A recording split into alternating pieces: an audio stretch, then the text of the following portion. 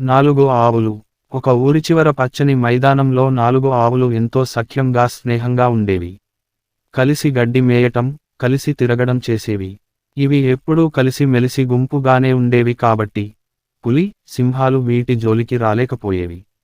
కొంతకాలానికి ఏదో విషయంలో వాటి మధ్య దెబ్బలాట జరిగి 4 ఆవులు 4 వైపులా విడివిడిగా గడ్డి మేయటానికి వెళ్ళాయి. ఇదే సరైన సమయమని పులి, సింహం పొదల్లో దాక్కుని ఒక్కొక్కదాన్ని చంపేశాయి. నీతి: ఐకమత్యమే బలం. నీతి కథలు. చెడు అలవాట్లు. ఒక ధనికుడు తన పిల్లవాడి చెడు అలవాట్లని చూసి చాలా విచారించాడు. ఒక వివేకమైన సలహాదారుడిని ఈ విషయానికి కోసం నియమించాడు. ఆ పెద్ద మనిషి ఆ పిల్లవాడిని తనతో విహారానికి తీసుకెళ్లాడు. అడవి దారిలో పిల్లవాడికి చిన్న చిన్న ముక్కలు చూపి వాటిని పీకమన్నాడు. పిల్లాడు చాలా సులువుగా తీసేశాడు. ఇంకా కొంత ముందుకెళ్ళాక కొంచెం పెరిగిన ముక్కలని చూపి పీకగలవా అన్నాడు. వెంటనే ఉత్సాహంగా పీకి చూపించాడు. ఇంకా ముందుకి వెళ్ళాక పొదని ముట్ట పెరికించగలవా అని అడిగాడు. కొంచెం కష్టపడి అది కూడా ఎలాగో పెరికించాడు. ఇంకా పెద్ద చెట్టు చూపి దానిని పీకగలవా అని అడిగాడు. నా వల్ల కాదన్నాడు. చూసావా మరి, మన అలవాట్లు ఇలాగే పాతుకుపోయాక పీకలేము. లేతగా ఉన్నప్పుడే చెడ్డ అలవాట్లని వదిలేయాలి. మంచి అలవాట్లని నాటుకోవాలి, పెంచుకోవాలి అని ఉపదేశించాడు. నీతి: చెడ్డ అలవాట్లని వదిలించుకోవటం కష్టం. మొదట్లోనే వాటిని వదిలిపెట్టాలి. జలజలపారే నది ఒడ్డున ఉన్న ఒక్క చెట్టుపై ఒక పక్షి గూడు కట్టుకుని తన చిన్న చిన్న 3 పిల్లలతో సంతోషంగా కాలం గడుపుతున్నాయి. ఒకనాడు ఆ పక్షి తన పిల్లల మేత కోసం వెళ్లి తిరిగి వచ్చే సమయానికి 3 పిల్లలలో ఒక పిల్ల గూటి నుండి తల బయటకు పెట్టి బయటి ప్రపంచం చూస్తుంది. అంతలో తల్లి వచ్చి ఆ పిల్లను కోప్పడి, ఇంకెప్పుడు బయటకు చూడకూడదు, పొరపాటున క్రింద పడవచ్చు, లేక మన శత్రువులు హఠాత్తుగా వచ్చి ఎత్తుకెళ్లవచ్చు. మీరు పెద్ద అయిన తరువాత నాలాగే బయటకు వెళ్ళవచ్చు అని ముద్దుగా మందలించింది. మరునాటి ఉదయం ఆ పక్షి మేతకు వెళ్ళింది. అమ్మమాట లెక్క చేయకుండా ఆ పక్షి పిల్ల మరలగూటి అంచువరకు వచ్చి బయటి వింతలను ఆదమరచి చూస్తుంది. ఆ సమయంలో పెద్ద గాలి వీయడంతో పట్టు తప్పి కాలుజారి నదిలో పడి కొట్టుకుని పోయి ప్రాణాలు వదిలింది. సమయస్ఫూర్తి. రామాపురం అనే ఊళ్ళో గోవిందుడు అనే పిల్లాడు ఉండేవాడు.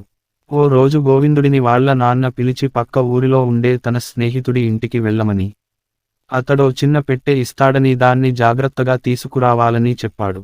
దాంతో గోవిందుడు తండ్రి చెప్పిన గుర్తుల ప్రకారం పక్క ఊళ్ళో ఉండే ఆ స్నేహితుడి ఇంటికి వెళ్ళాడు. ఆయన కొన్ని వస్తువులున్న పెట్టెను గోవిందుడి చేతికి ఇస్తూ, దారిలో దొంగలు ఉంటారు, ఇంటికి జాగ్రత్తగా తీసుకెళ్ళు అని చెప్పాడు. ఇంటికి వచ్చే క్రమంలో గోవిందుడికి తన వెనకాల ఎవరో వస్తున్నట్లుగా అడుగుల చప్పుడు వినిపించింది. ఎవరో దొంగ తనని వెంబడిస్తున్నాడని తెలుసుకున్నాడు. దాంతో భయపడుతూనే కాస్త వేగంగా నడవడం మొదలుపెట్టాడు.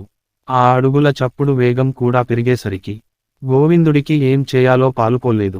కొంత దూరం వెళ్లేసరికి గోవిందుడికి ఓ నది కనిపించింది. దాన్ని చూడగానే అతడికో ఆలోచన వచ్చింది. వెంటనే నదికి కాస్త పక్కగా ఉన్న పొదల్లోకి తన దగ్గరున్న పెట్టెను విసిరేసి నది ఒడ్డున నిలబడి, నా పెట్టె నీళ్లలో పడిపోయింది అంటూ గట్టిగా ఏడవడం మొదలుపెట్టాడు. గోవిందుడి వెనకాలే వస్తున్న దొంగ ఎలాగైనా ఆ పెట్టెను తీసుకోవాలనే ఉద్దేశంతో తాను తీసిస్తానంటూ నదిలోకి దూకి వెతకడం ప్రారంభించాడు. అదే అదను అనుకున్న గోవిందుడు పొదల్లోకి విసిరిన పెట్టెను తీసుకుని గబగబా అక్కడి నుంచి వెళ్ళిపోయాడు. కప్ప, ముత్యం. అనగనగా అడవిలో ఓ కప్ప హాయిగా జీవిస్తోంది. ఒక హంస దానికి పరిచయమైంది. కొద్ది రోజుల్లోనే అవి ప్రాణమిత్రులయ్యాయి. ఓ రోజు కప్ప కొలనులో తామరాకుపైన తేలుతూ హంస ఒడ్డున నిలబడి మాట్లాడుకుంటున్నాయి. ఈలోగా ఇట్నుంచి వచ్చాడో ఓ వేటగాడు హంస మీదకు హఠాత్తుగా వల విసిరాడు. వలకు చిక్కిన హంస విలవిల్లాడింది. అది చూసి కప్పకు ఏం చేయాలో తోచలేదు. వేటగాడా, దయచేసి తనను విడిచిపెట్టు అని ప్రాధేయపడింది. దీన్ని అమ్మితే బోలెడు డబ్బొస్తుంది, విడిచిపెట్టను అన్నాడు. నీకు డబ్బు కావాలి అంతే కదా, ఉండు అని కప్ప వెంటనే నీట మునిగి కొంతసేపాగి ముత్యంతో పైకొచ్చింది. దీన్ని తీసుకుని నా స్నేహితురాలిని విడిచిపెట్టు అంది. వేటగాడు ముత్యం తీసుకుని హంసను వదిలిపెట్టాడు. ఇంటికెళ్ళాక అతను చెప్పినదంతా విన్న భార్య, ఆ కప్ప దగ్గర ఇంకొన్ని ముత్యాలు ఉండి ఉంటాయి, వెళ్ళి అవన్నీ తెచ్చేయ్ అని చెప్పింది. దాంతో దురాశ కలిగిన వేటగాడు కప్ప దగ్గరికి వెళ్ళి, ఏయ్, మర్యాదగా నీ కొలనులో ఉన్న ముత్యాలన్నీ నాకిచ్చేయ్, లేకపోతే హంసను తీసుకుపోతా అని బెదిరించాడు. అది విన్న కప్ప, సరే, ఒక్కసారి నీ చేతిలో ఉన్న ముత్యం ఇస్తావా అది చూసి అచ్చం అలాంటివే తీసుకొస్తాను అని అడిగింది. దాంతో వేటగాడు కప్పకు ముత్యం ఇచ్చాడు. కప్ప దాన్ని తీసుకుని పారిపోయింది. పోతూ పోతూ, నా స్నేహితురాలు ఎప్పుడో దాక్కుంది. నీకు మేం దొరకం, అత్యాశతో ఉన్నది కూడా పోగొట్టుకున్నావు, అనుభవించు అని అరిచింది. అది విన్న వేటగాడు, అయ్యో ఎంత పని చేశాను అని బాధపడ్డాడు. తెలివైన తీర్పు. భీమునిపట్నంలో సచ్చిదానందవర్మ అనే ఊరి పెద్ద ఉండేవాడు. అతను ఊరి ప్రజల వివాదాలకు న్యాయంగా పరిష్కారం చెబుతాడని ప్రతీతి. ఆయన ఒకరోజు బజారుకు వెళ్తుండగా దారిలో ఇద్దరు వ్యక్తులు వాదించుకోవడం గమనించాడు. ఆ ఇద్దరిలో ఒకతను జమీందారు, మరొకతను ధాన్యం బస్తాలు మోసీ పనివాడు. వీరిద్దరి మధ్య వాదనకు కారణం, పనివాడు ఒక బరువైన బియ్యం బస్తా మోస్తుండగా అది జారి జమీందారు కోడిపై పడడంతో అది మరణించింది. దాంతో జమీందారు ఆ పనివాడితో, అన్యాయంగా నా కోడిని చంపేశావు. ఆ కోడి కనీసం ఇంకో సంవత్సరంలో ఎన్ని గుడ్లు పెట్టేదో అంత వెల చెల్లించు అన్నాడు. పనివాడు, అయ్యా, నేను లీదవాడిని, అంత డబ్బు చెల్లించలేను. పొరపాటున బస్తా చేజారి కోడి మీద పడింది. క్షమించండి, కోడి వెల మాత్రం కట్టగలను అన్నాడు. చుట్టూ జనం గుమిగూడారు. ఇంతలో అక్కడికి సచ్చిదానందవర్మ రావడం చూసి జనం అతను సరైన తీర్పునిస్తాడని ఆశించారు.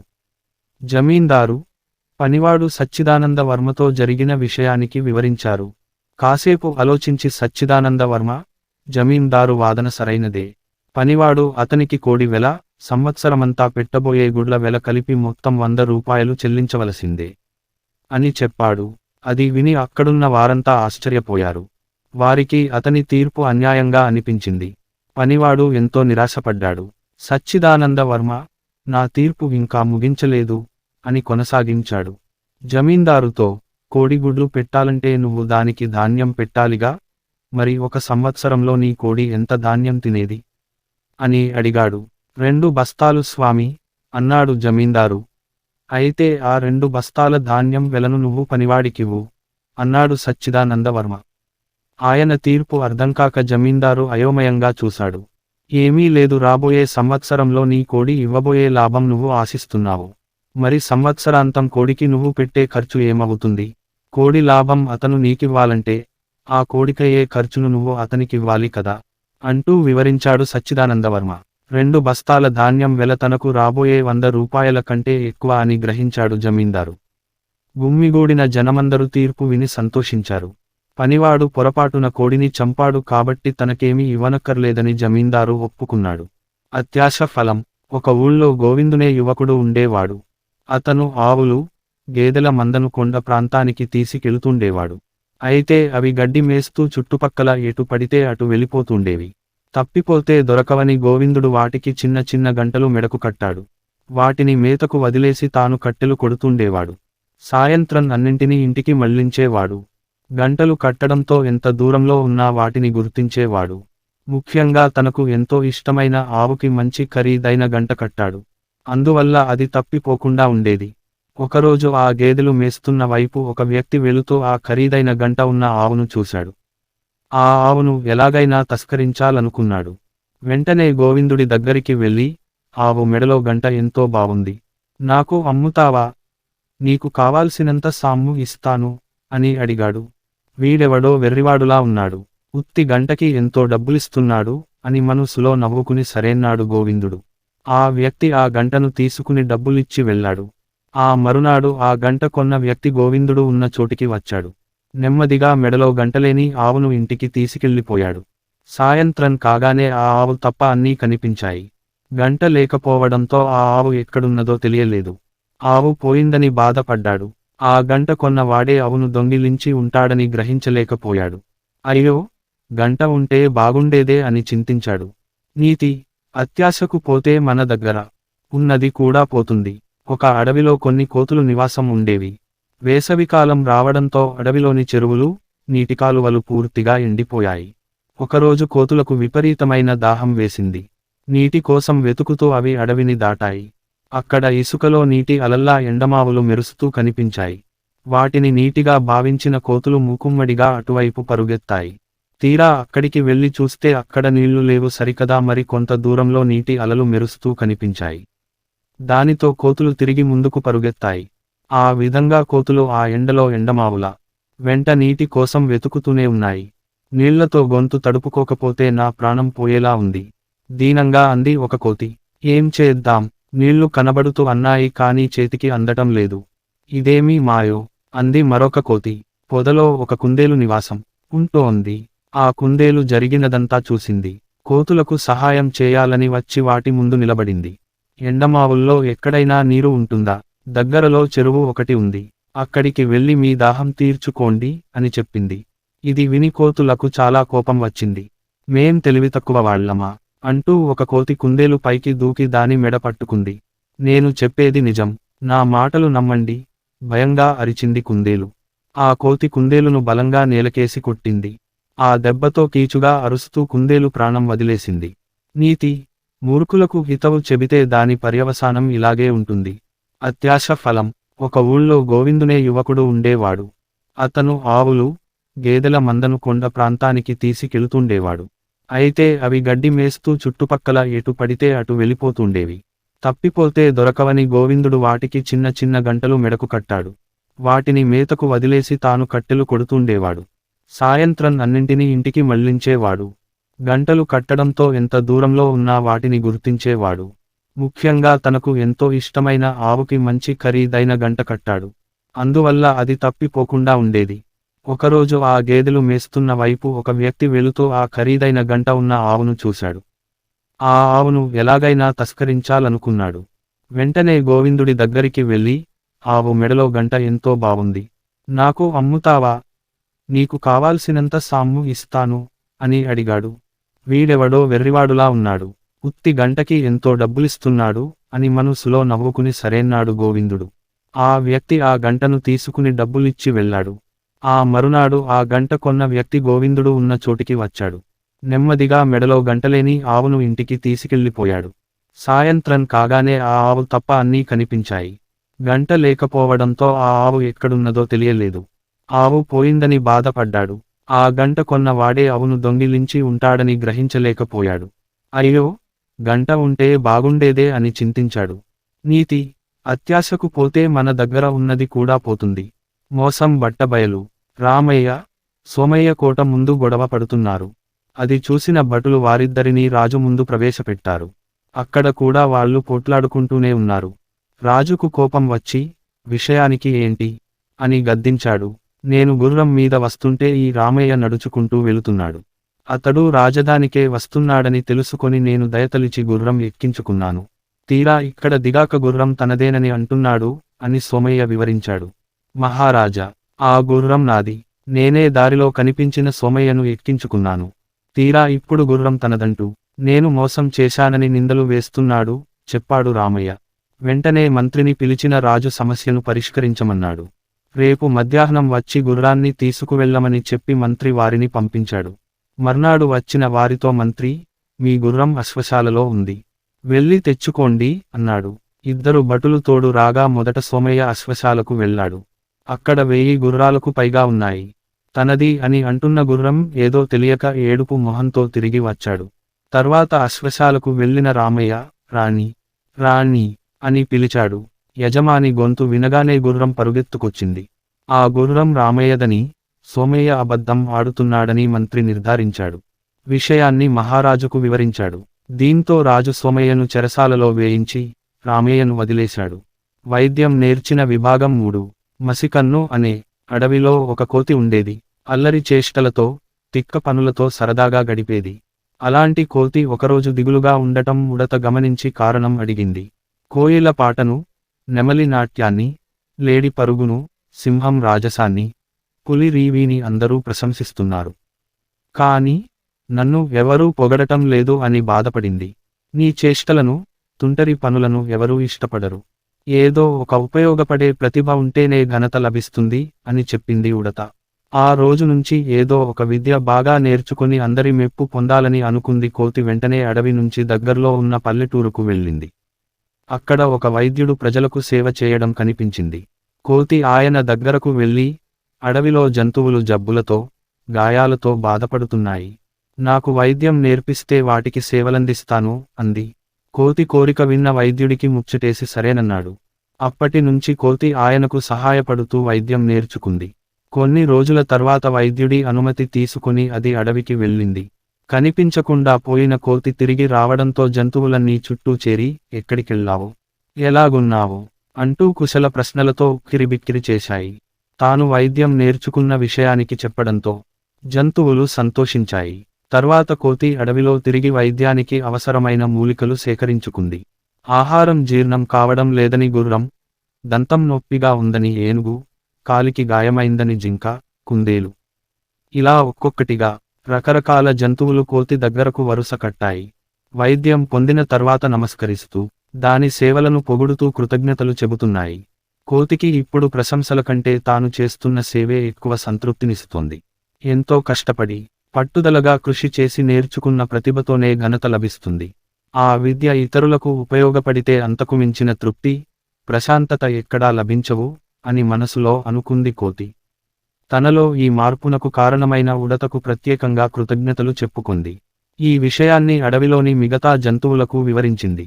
కోతి మాటలతో ప్రభావితమైన జీవులు అప్పటినుంచి ఐకమత్యంగా ఉంటూ, అందరికీ మేలు చేకూర్చే పనులే చేయాలని నిర్ణయించుకున్నాయి. జింక బద్ధకం. ఒక అడవిలో కొలను వద్ద కుందేలు, జింక కలిసి మెలిసి ఉండేవి.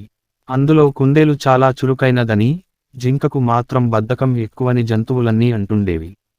కానీ జింక మాత్రం ఆ మాటకు ఒప్పుకునేది కాదు. ఏం కాదు, నేను కూడా చాలా చురుకైనదాన్ని అని గొప్పలు పోయేది.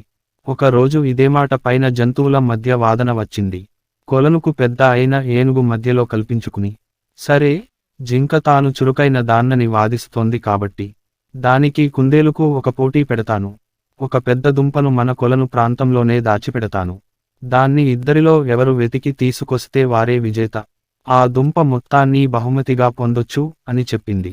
దానికి కుందేలు, జింకా సరేనన్నాయి. మిగతా జంతువులన్నీ ఉత్కంఠగా చూస్తున్నాయి. పోటీ మొదలుకాగానే కాసేపు గబగబా వెతికిన జింకకు అంతలోనే విసుగొచ్చింది. అబ్బా, ఇంత పెద్ద ప్రాంతంలో ఆ దుంపను వెతకడమంటే కష్టమే. అలసిపోయాను, ముందు విశ్రాంతి తీసుకుంటా అని ఓ చెట్టు వద్ద కూర్చుండిపోయింది. కుందేలు మాత్రం ప్రతి చెట్టును, తుప్పను, బండను వెతికి దుంపను సాధించేసింది. తీరా చూస్తే ఆ దుంప జింక కూర్చున్న చెట్టు తొర్రలోనే ఉంది. జంతువులన్నీ విజేతైన కుందేలు ఉత్సాహాన్ని, చురుకుదనాన్ని మెచ్చుకు అన్నాయి.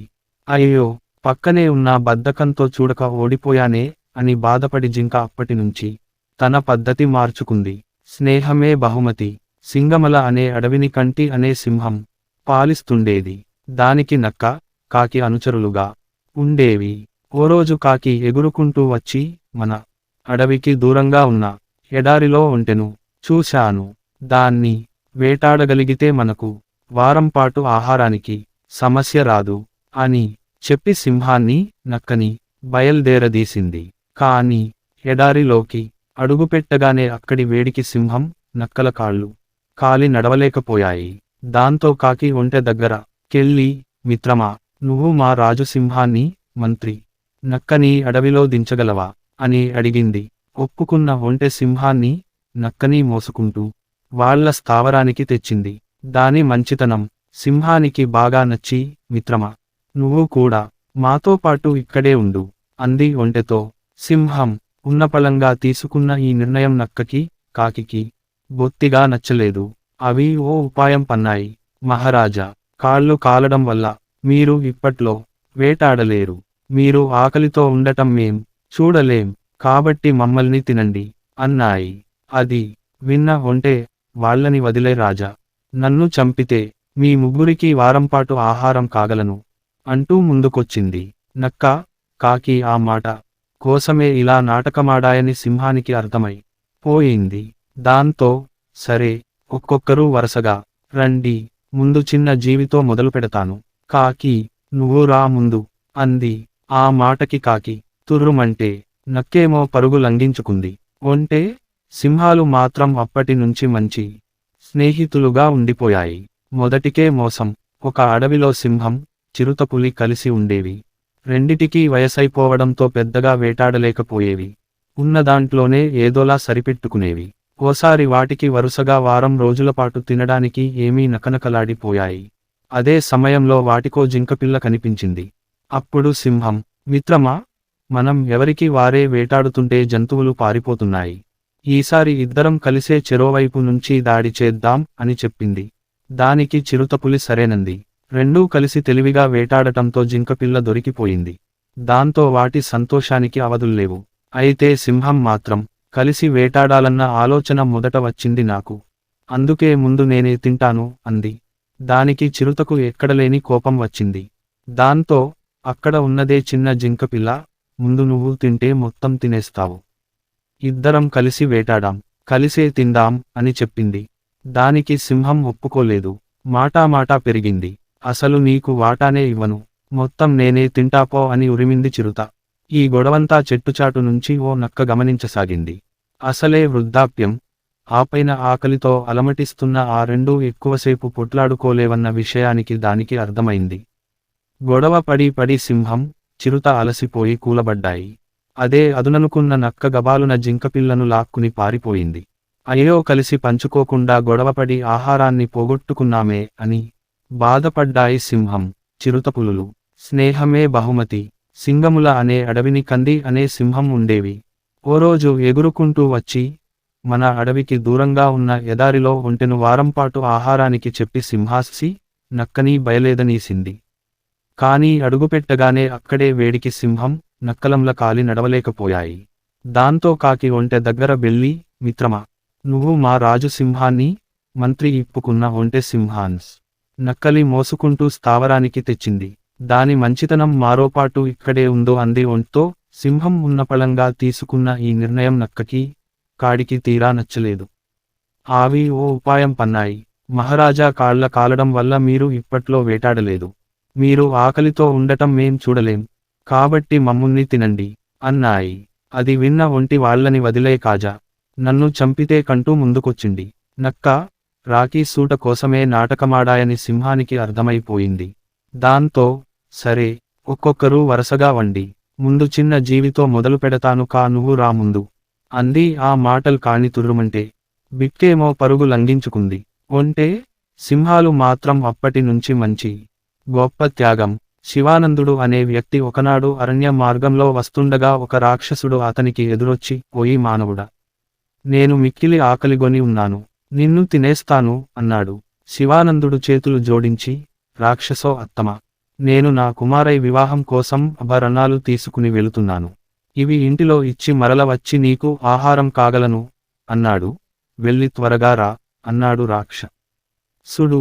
శివానందుడు వేగిరంగా ఇంటికి వెళ్లి నగలు తన భార్య చేతికిచ్చి, అమ్మాయి వివాహం చక్కగా జరిపించు, నేను రాక్షసునికి ఆహారంగా వెళుతున్నాను అని విషయానికి వివరించాడు. చాటు నుండి ఇది విన్న శివానందుడి తన యుడు తండ్రి కంటే ముందుగానే పరుగుపరుగున రాక్షసుడి వద్దకు వచ్చి, నా తండ్రికి బదులుగా నన్ను ఆహారంగా స్వీకరించు అన్నాడు.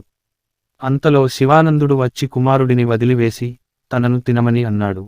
వీరి అద్దరూ వాదులాడుకుంటూ ఉండగానే దూరం నుంచి కర్ర సాయంతో ఒక వృద్ధుడు వచ్చి, నేను శివానందుడి తండ్రిని, నన్ను తిని వాళ్లను వదిలేయి అన్నాడు. అంతలో ఒక ముత్తైదువ వచ్చి, భర్తనో కొడుకునో కోల్పోయి నేను జీవించలేను, నన్ను తిను అన్నది.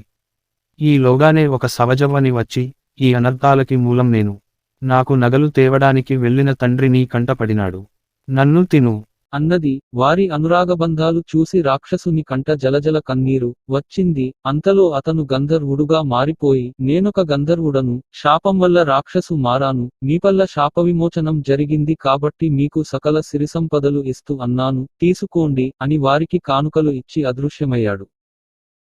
చాడు. ఆ రోజు రాత్రి తృప్తిగా భోజనం చేసి నిద్రపోయాడు బలరాం. పదును. అదో అందమైన గ్రామం. ఆ ఊరు చుట్టూరు ఉన్న కొండల పక్క నుంచి గలగలపారే ఓ సెలయేరు ఉంది. దాంతో ఆ గ్రామంలోని భూములన్నీ పంటలతో కళకళలాడుతూ ఉండేవి. కానీ ఆ ఏడాది వర్షాలు సరిగా కురవలేదు. సెలయేరు ఎండిపోయింది. భూములన్నీ బీడులుగా మారిపోయాయి. చేసేదిలేక గ్రామ ప్రజలంతా పక్క గ్రామాలకు కూలి పనికోసం బయలుదేరారు. అలా వెళ్లిన వారిలో బలరాం కూడా ఒకడు. అతడు పేరుకు తగ్గట్టుగానే కండలు తిరిగిన బలవంతుడు. ఎంతటి బరువులనైనా సునాయాసంగా ఎత్తేసేవాడు. చిట్టి కథ. ఓ కట్టెల వ్యాపారి దగ్గరకి వెళ్ళి, ఏదైనా పని ఉంటే ఇప్పించండి అని అడిగాడు బలరాం. అడవికి వెళ్ళి చెట్లు నరకాలి, చేయగలవా అని వ్యాపారి అడిగాడు. చేయగలను అన్నాడు బలరాం. రోజూ నువ్వు కొట్టే చెట్ల సంఖ్యను బట్టి జీతం ఇస్తాను అని వ్యాపారి చెప్పాడు. అలాగే అంటూ గొడ్డలి భుజాన వేసుకుని అడవికి బయలుదేరాడు బలరాం. స్వతహాగా బలవంతుడు కావడంతో తొలిరోజే ఉత్సాహంగా 10 చెట్లను నరికాడు. ఇతడి పనితనం చూసిన వ్యాపారి అభినందిం. మరునాడు అదే ఉత్సాహంతో అడవికి వెళ్లాడు బలరాం. కానీ 8 చెట్లనే కొట్టగలిగాడు. బలరాంకి తన సామర్థ్యం మీద కాస్త అనుమానం. ఆ మరుసటి రోజు 6, తర్వాతి రోజు 4. ఇలా రోజురోజుకు నరికే చెట్ల సంఖ్య తగ్గిపోతోంది. ఏమైంది నాకు? నా బలం నెమ్మదిగా తగ్గిపోతోందా? ఇదో రోగమా? తన కండబలంపై అనుమానం పెరిగింది బలరాంలో. ఆ రోజే యజమాని దగ్గరకి వెళ్ళాడు. అయ్యా, నాకేదో జబ్బు చేసింది. రోజురోజుకీ నా బలం తగ్గిపోతోంది. ఇక పనిచేయలేను. దయచేసి నన్ను పంపించేయండి అన్నాడు వ్యాపారితో. కాసేపు ఆలోచించిన వ్యాపారి, ఏది? నీ గొడ్డలి తీసుకురా అన్నాడు. తీసుకొచ్చి ఇచ్చాడు బలరాం. గొడ్డలిని కాసేపు పరిశీలించి, బలరాం, నీ భుజ బలంతో మాత్రమే ఇన్నాళ్ళు పని చేశావ్, కానీ బుద్ధిబలాన్ని వాడటం లేదు. చెట్టు కొట్టిన తర్వాత గొడ్డలి పదును తగ్గుతుంది. వెంటనే దాన్ని పదును చేయాలి, లేదంటే మొద్దుబారిపోతుంది. ఇంత చిన్న విషయాన్ని తెలుసుకోకుండా పనిచేస్తున్నావు. కండ బలం ఉన్నంత మాత్రాన ఎవరూ సమర్థులు కారు. దానికి బుద్ధిబలం తోడవ్వాలి అని చెప్పాడు వ్యాపారి. పొరపాటు తెలుసుకున్న బలరాం గొడ్డలికి పదును పెట్టాడు. ఆ మరునాడు ఉత్సాహంగా అడవికి వెళ్ళి మొదటి రోజులాగే 10 చెట్లను నరకగలిగాడు. 30 ఉండేవి. సరుకులు కట్టెలు కథ. కోసల రాజ్యంలో ఓ సైనికుడు ఉండేవాడు. అతడి ఇంట్లో ఓ గాడిద, గుర్రం మోసుకురావడం వంటి పనులన్నింటినీ గాడిదతో చేయించేవాడు ఆ సైనికుడు. దూర ప్రాంతాలకు ప్రయాణమై వెళ్ళినప్పుడు, ఏదైనా యుద్ధం వచ్చినప్పుడు మాత్రమే గుర్రంపై వెళ్ళేవాడు. దాంతో ఆ గుర్రానికి గర్వం పెరిగిపోయింది. గాడిదని చిన్నచూపు చూడటం మొదలుపెట్టింది. నీ బతుకంతా ఇంతే, ఎప్పుడూ బరువులు ఈడ్పుకుంటూ ఉండాల్సిందే. కిరోజు సాయంత్రం అలసిపోయి నచ్చిన గాడిదతో హేళనగా అంది గుర్రం. గాడిద సమాధానం చెప్పకుండా నిలబడింది. నీతో పోల్చుకుంటే నేను చేసే పనులు చాలా గొప్పలి అంది గుర్రం. అలసటగా ఉండటం చేత దానికి జవాబు చెప్పలేదు గాడిద. ఆ రోజు గడిచింది. మరునాడు సాయంత్రమైంది. ఎప్పటిలానే గాడిద రాగానే మాట్లాడటం మొదలుపెట్టింది గుర్రం. ఈరోజు నేను రాజధానికి వెళ్ళాను. మహారాజుని చూశాను. మరి నువ్వో? గాడిదని అడిగింది గుర్రం. ఇంటికి అవసరమైన కట్టెల్ని అడవి నుంచి మోసుకొచ్చాను అని చెప్పింది గాడిద. చూశావా, నీకు నాకు తేడా. ఇకనైనా నేను గొప్పదాన్నని ఒప్పుకో పొగరుగా అంది గుర్రం. ఇక లాభం లేదు. రోజురోజుకి దీనికి నోటి దురుసుతనం ఎక్కువవుతోంది. ఎలాగైనా బుద్ధి చెప్పాలి అనుకుని ఆ రాత్రి నిద్రపోయింది గాడిద. మరునాడు ఉదయాన్నే పశువులశాలకి గుర్రం, గాడిద వచ్చాడు సైనికుడు. ఈరోజు పక్క ఊరి నుంచి కొన్ని సరుకులు తీసుకురావాలి. తొందరగా వెళదాం. పద, గాడిదతో అన్నాదా సైనికుడు. నా ఆరోగ్యం సరిగా లేదు. నేను మోయలేను. దయచేసి ఈ రోజుకి నన్ను వదిలేయండి ప్రాధేయంగా అంది గాడిద. కాసేపు ఆలోచించి, సర్లే అంటూ గుర్రాన్ని తీసుకుని పక్కూరికి వెళ్ళాడు సైనికుడు. సరుకులన్నింటినీ మూటలుగట్టి గుర్రం వీపుపై వేశాడు. అంతవరకు సరుకుల్ని మోసి ఎరుగదా గుర్రం. వాటిని వీపుమీద పెట్టుకుని ఒడుపుగా ఎలా నడవాలో తెలియక దారిలో కొన్ని మూటల్ని కింద పడేసింది. వెంటనే కొరడాతో నీపుపై చెల్లుమనేట్టు గుర్రాన్ని కొట్టాడు సైనికుడు. సరుకుల్ని పడేయకుండా తిన్నగా నడవలేవా అంటూ మరో 2 తగిలించాడు. ఇలా దారి పొడవునా దెబ్బలు తింటూ ఇంటికి చేరుకుంది గుర్రం. చూశావా, నా పని నువ్వు చేసేసరికి ఎన్ని కష్టాలు వచ్చాయో అలసిపోయిన గుర్రంతో అంది గాడిద. చిట్టి పోయింది. అలా చాలాసేపు సింహంతో పోరాడిన దున్న ఆఖరికి అలసి కదపోయింది బారిన కానునెక వెళ్ళిపోయింది. అప్పుడు డాల్ఫిన్, మిత్రమా, నువ్వు ఆపదలో ఉన్నప్పుడు నేను ఆడుకోలేకపోయాను. ఇక మన స్నేహానికి అర్థమేమిటి? నేను నీకు మిత్రుడిగా ఉండటానికి తగను అని బాధపడింది. అప్పుడు సింహం, నువ్వు స్నేహం. ఒక సింహానికి నది ఒడ్డుకు వెళ్లి షికారు చేయాలనిపించింది. వెంటనే అది నదీతీరానికి వెళ్లి పచార్లు చేయడం ప్రారంభించింది. అలా చేస్తుండగా దానికి నీటిలో ఓ డాల్ఫిన్ కనిపించింది. డాల్ఫిన్ నీళ్లలో నుంచి పైకెగురుతూ కిందికి పడడం చూసి దానికి భలే ముచ్చటేసింది. చాలాసేపు డాల్ఫిన్ ఆటలను అలా చూస్తూ ఉండిపోయిన సింహం, వీటిలో ఇలా విచిత్ర విన్యాసాలు చేసే జంతువు మరొకటి లేదు. నేలపై నేను మృగరాజును. డాల్ఫిన్తో నేను స్నేహం చేస్తే ఎలా ఉంటుంది అనుకుంది. తన మనసులోని విషయాన్ని డాల్ఫిన్కు చెప్పింది. అది కూడా కాస్త ఆలోచించి సరేనంది. ఆ తర్వాత చాలాసేపు అవి కబుర్లు చెప్పుకున్నాయి. ఇంతలో సింహం పైకి ఓ అడవి దున్న వచ్చింది. సింహం దానితో తీవ్రంగా పోరాడింది. కానీ నదీ తీరంలో ఇసుక ఎక్కువగా ఉండటంతో అంత బలంగా పోరాడలేకపోయింది. తనకు సాయం చేయమని డాల్ఫిన్ను కోరింది. నేను నీటిలో ఏమైనా చేయగలను. నేలమీదకు వస్తే అశక్తురాలిని అని చెప్పి చూస్తూ ఉండి. నేలపై పోరాడగలిగితే నన్ను ఆదుకునేదానివే కదా. ఒకవేళ నీకు నీటిలో ఏదైనా ఆపద సంభవిస్తే నేను కూడా సాయం చేయలేను. ఎందుకంటే నేను నేలపైనే బలవంతుని, నీటిలో కాదు. ఎలాంటి లాభాపేక్ష లేకుండా చేసేదే స్నేహం. కాబట్టి నువ్వు బాధపడాల్సిన అవసరం లేదు. మనం ఎప్పటికీ స్నేహితులుగానే ఉందాం అని చెప్పి అక్కడి నుంచి వెళ్ళిపోయింది. రోజులాలు పక్షి మాట్లాడుకుంటూ ఉన్నాయి. అప్పుడు తాబేలు పక్షిని నువ్వు ఎక్కడ ఉంటారు అని అడిగింది. ఆ పక్కనే కొమ్మ ఉంచువ ఉన్న తన గూడును చూపించం వ్యాను అంది పక్షి సంతోషంగా. దానికన్నా ఈ దొప్పి చూడ్డానికి బాగించే అండ షాటేసు టానా రెందులో ఎలా ఉంటానో ఏమో. వేరైతే ఎండ ఎంచక్మా నా దొప్ప లోపలికి వెళ్ళిపోతాడు. అప్పుడు నా ఇబ్బంది ఉండదు అంది గొప్పలు పోతూ. దానికి పక్షి, ఇది నేను సొంతంగా నిర్మించుకున్న గూడు, అందుకే అది ఉన్నాం. నీ అప్పలోపల నురు ఒక్కనే ఉండగలవు. కానీ నా ఇంట్లో వేరువా భార్యా పిల్లలు కలిసుండగలం, అందుకే నాడు ఇల్లే ఇష్టం అంటూ అక్కడి నుంచి ఎగిరిపోయింది. తర్వాత నుండి ఎనటి వారిని తక్కువ చేసి మాట్లాడ్డం, గొప్పులు పోకడంలాంటివి చేయలేదు. తుంటరి కోతికి గుణపాఠం ప్లస్. ఒక అడవిలో మంచి కోతి, తుంటరి కోతి ఉండేవి. ఆడుతూ పాడుతూ చెట్ల మీది నుంచి దూకుతూ సరదాగా గడిపేవి. తుంటరి కోతి మాత్రం అన్ని జంతువులను ఆటపట్టించేది. దాని చేష్టలకు చాలా జంతువులు బాధపడేవి. కానీ ఏమీ అనలేకపోయేవి. ఓచోట గుంపులుగా ఉన్న కప్పలను చూసి పాము వద్దకు వెళ్ళి, నీకు మంచి ఆహారం చూపిస్తాను రా అని అక్కడికి తీసుకెళ్లేది. పామును చూడగానే ప్రాణభయంతో కప్పలు గెంతుతూ పరుగులు పెడుతుంటే చూసి ఆనందించేది. పాము పడుకొని ఉంటే చీమలను ఆకు దొన్నెల్లో తీసుకెళ్లి పుట్టలో వదిలేది. చీమలు కుట్టి పాము విలవిల్లాడుతూ పారిపోతుంటే చూసి సంతోషించేది. జింకలను అనవసరంగా పరుగులు పెట్టించేది. గాడిద కంట్లో మట్టి కొట్టి బాధపెట్టేది. ఉడతల పైకి చిన్న చిన్న రాళ్లు విసిరేది. అల్లరి పనులతో తుంటరి కోతి మిగతా జంతువులను ఏడిపించడం మంచి కోతికి నచ్చేది కాదు. అలాంటి పనులు మానుకోవాలని చాలాసార్లు హెచ్చరించింది. అయినా అది మారలేదు. ఆటపట్టించి వినోదపడటంలో ఆనందం ఉంది. అప్పుడు మనసు ఎంత ఆహ్లాదంగా ఉంటుందో మట్టి బుర్ర నీకేం తెలుసు అని పొగరుగా సమాధానమిచ్చేది. తుంటరి కోతికి ఒక పిల్ల ఉండేది. అదంటే తల్లికి విపరీతమైన ప్రేమ. ఆ పిల్ల కోతి ఒకరోజు కనిపించకుండా పోయింది. తల్లి కోతి ఎంత వెతికినా కనిపించలేదు. తిరిగి తిరిగి తుంటరి కోతి అల్లాడిపోయింది. బిడ్డ కోసం తిండి, నిద్రమాని బెంగతో నీరసించింది. అప్పుడు మంచి కోతి పిల్లను తీసుకొచ్చి తల్లికి అప్పగించింది. తుంటరి కోతి వెంటనే దాన్ని గుండెలకు హత్తుకుంది. నా పిల్ల నీకెక్కడ కనిపించింది అని మంచి కోతిని అడిగింది. దొరకడమేంటి, నీ బిడ్డను నేనే దాచిపెట్టాను అని జవాబిచ్చింది. అలా ఎందుకు చేశావు అని కోపంగా అడిగింది తుంటరి కోతి. ఏడిపించి వినోదం పొందడంలో ఆనందముందని నువ్వే చెప్పావు కదా. అందుకే నువ్వు బాధతో అల్లాడుతుంటే చూసి ఆనందిద్దామని అలా చేశా అంది మంచి కోతి. ఒకరిని ఏడిపించి సంతోషపడటం ఎంత తప్పో ఆ బాధ తన వరకు వచ్చాక తుంటరి కోతికి అనుభవమైంది. తనకు గుణపాఠం చెప్పేందుకే మంచి కోతి అలా చేసిందని అర్థం చేసుకుంది. ఆ తర్వాత నుంచి అల్లరి పనులు చేయడం మానేసింది. సహకార గుణం అలవాటు చేసుకుంది. చాకచక్యంగా తుంటరి కోతిలో మార్పు తీసుకొచ్చిన మంచి కోతిని మిగతా జంతువులు అభినందించాయి. భువనగిరి రాజ్యాన్ని పాలించే సుదర్శనుడి వద్ద రామశర్మ అనే తెలివైన మంత్రి ఉండేవాడు. అతనికి భూతదయ కూడా ఎక్కువే. మంత్రి గురించి ఎవరు పొగిడినా రాజు మనసులో ఈర్ష్యపడేవాడు.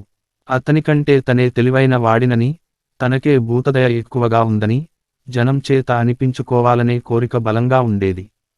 ఒకనాడు ఉదయమే మంత్రికి కబురు చేశాడు వేటకు వెళదామని. మంత్రి గుర్రం వేసుకుని రాగా, ఇద్దరికీ ఒక గుర్రం చాలు, నీ గుర్రాన్ని ఇక్కడే కట్టేయి అన్నాడు రాజు. మంత్రి రాజు వెనకే గుర్రం ఎక్కాడు. ఇద్దరి బరువు మోస్తూ, పరిగెత్తడమంటే శక్తికి మించిన పని, అయినా ఎదురు చెబితే ఏమనుకుంటాడోనని మంత్రి మారు మాట్లాడలేదు. మధ్యాహ్నం వరకు అడవిలో జంతువుల్ని వేటాడాక ఒక చెట్టు కింద కూర్చున్నారు. అలసటతో గుర్రం దూరంగా ఉంది. అది అలసట తీర్చుకుంటున్నట్లు గసపోయసాగింది. మంత్రి, నాకు జంతువులంటే చాలా ప్రేమ.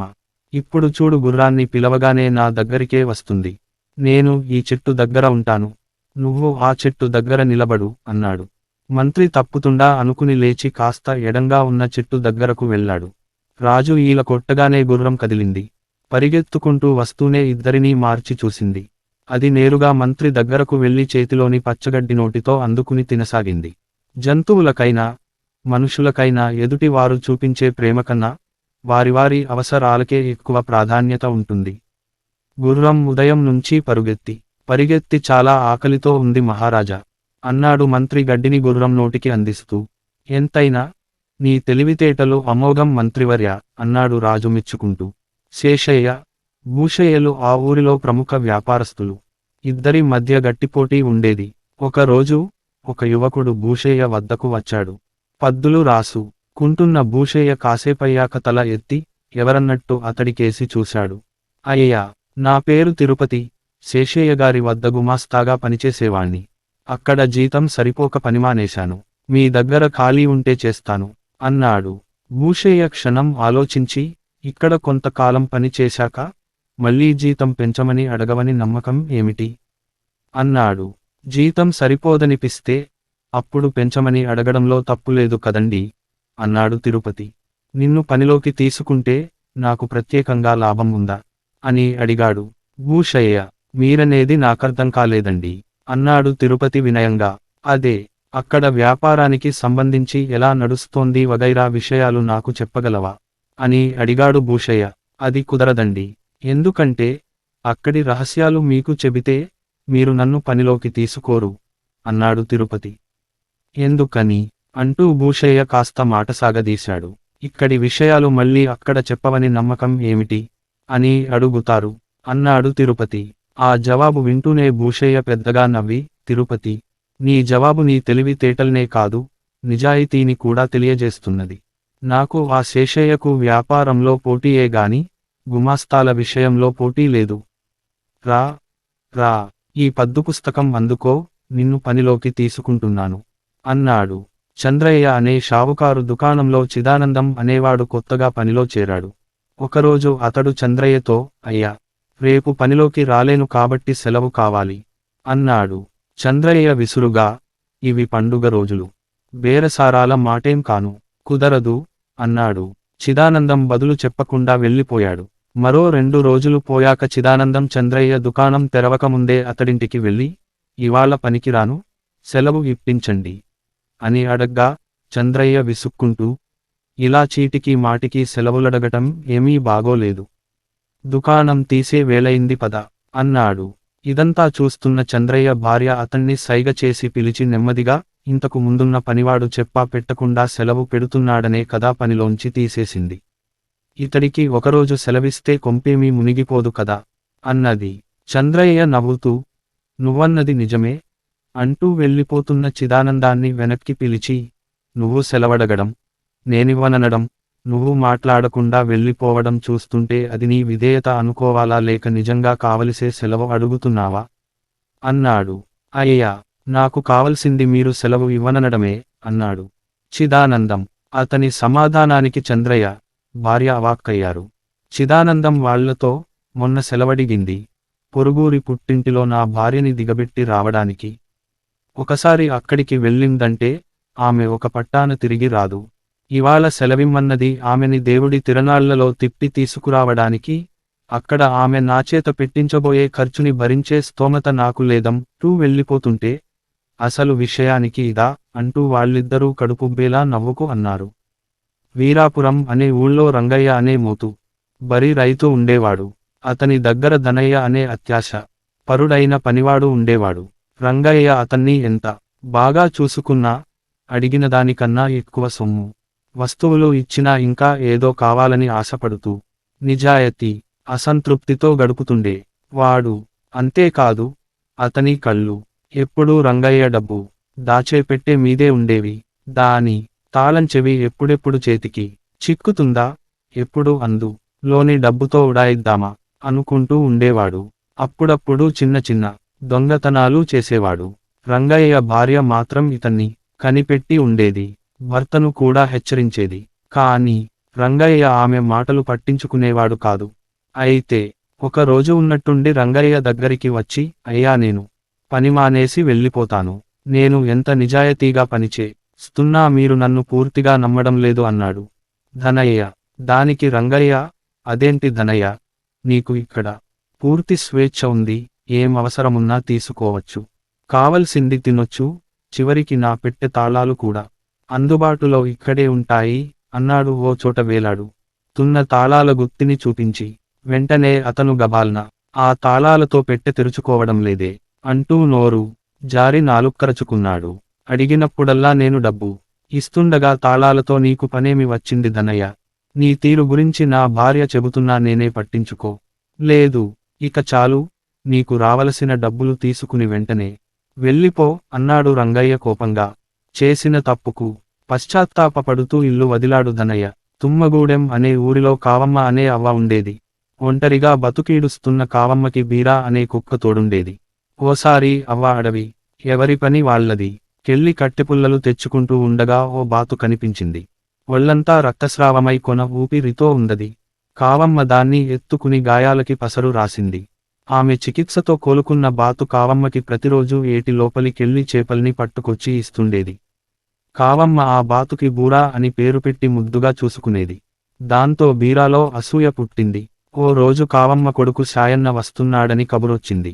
ఇదే అదనుగా బీరా బూరా దగ్గరకెళ్ళి, రాకరాక వస్తున్న అవ్వ కొడుక్కి బాతు మాంసమంటే చాలా ఇష్టమట. అతని కోసమే ఇంతకాలం నిన్ను చక్కగా చూసుకుంది అని భయపెట్టింది. దాంతో బూరా పారిపోయి ఏటికి ఆవలి ఒడ్డున తలదాచుకుంది. ఇలొదిలి వెళ్ళిపోయినా అవ్వకి దూరమైనందుకు ఏడుస్తూనే ఉండేది. అలా ఏడుస్తూ ఉన్న బూరాని ఆ పక్కగా వెళ్తున్న అవ్వ కొడుకు శాయన్న చూసి విషయమేంటని అడిగాడు. ఆయనెవరో తెలియక బూరా తన కథంతా చెప్పుకుంది. ఇంతటికీ బీరానే కారణమని శాయన్న గ్రహించాడు. అతడు ఓ ఉపాయం ఆలోచించి ఇంటికి వెళ్ళగానే బీరా కాళ్ళు చేతులు కట్టేశాడు. దాని ముందు ఓ కత్తి తీసి సానపట్టడం మొదలుపెట్టాడు. ఇదేంటని అడిగిన కావమ్మకి, నాకు కొంతకాలంగా కడుపు నొప్పి వస్తోందమ్మా. వైద్యుణ్ణి అడిగితే ప్రతిరోజూ కుక్కరక్తం పూయమా అన్నాడు. అది విని బీరా భయంతో పెద్దగా ఏడవడం మొదలుపెట్టింది. కాసేపు దాన్ని అలా ఏడిపించి బూరాని బీరా ఎలా భయపెట్టిందో కావమ్మతో చెప్పాడు శాయన్న. అది విని పెద్దగా నవ్వేసిన కావమ్మ బీరాని దగ్గరకి తీసుకుని, శాయన్నలాగే నువ్వు, బూరా కూడా నా పిల్లల్లాంటివారే. అది మనకి ఆహారం తెచ్చిస్తే నువ్వు కాపలా ఉంటూ అన్నావు. ఎవరి పని వాళ్ళది, ఇందులో అసూయపడటానికేముంది అని చెప్పి మందలించింది. సమయం ఎంతో విలువైనది. ఏ సమయంలో చేయవలసిన పనిని అదే సమయంలో చేయాలి. లేకుంటే అదృష్టం చేజారవచ్చు. అనిత 7వ తరగతి చదువుతోంది. తెలివైన అమ్మాయి. చక్కగా చదువుతుంది, చక్కగా పాడుతుంది కూడా. కానీ ఆమెకు కొంచెం నిర్లక్ష్యం, బద్ధకం ఎక్కువ. ప్రతి పని వాయిదా వేస్తుంటుంది. అలా చేయవద్దు అని వాళ్ళమ్మ ఎన్నోసార్లు అనితను హెచ్చరించింది. కానీ అనిత నిర్లక్ష్యంతో ఆ మాటలు పట్టించుకునేది కాదు. ఒకసారి ఆ ఊళ్ళో సాంస్కృతిక కార్యక్రమాలు జరిగాయి. అన్ని స్కూళ్ల విద్యార్థులకు పాటలు, ఆటల పోటీలు పెట్టారు. అనిత పాటల పోటీలో పాల్గొంది.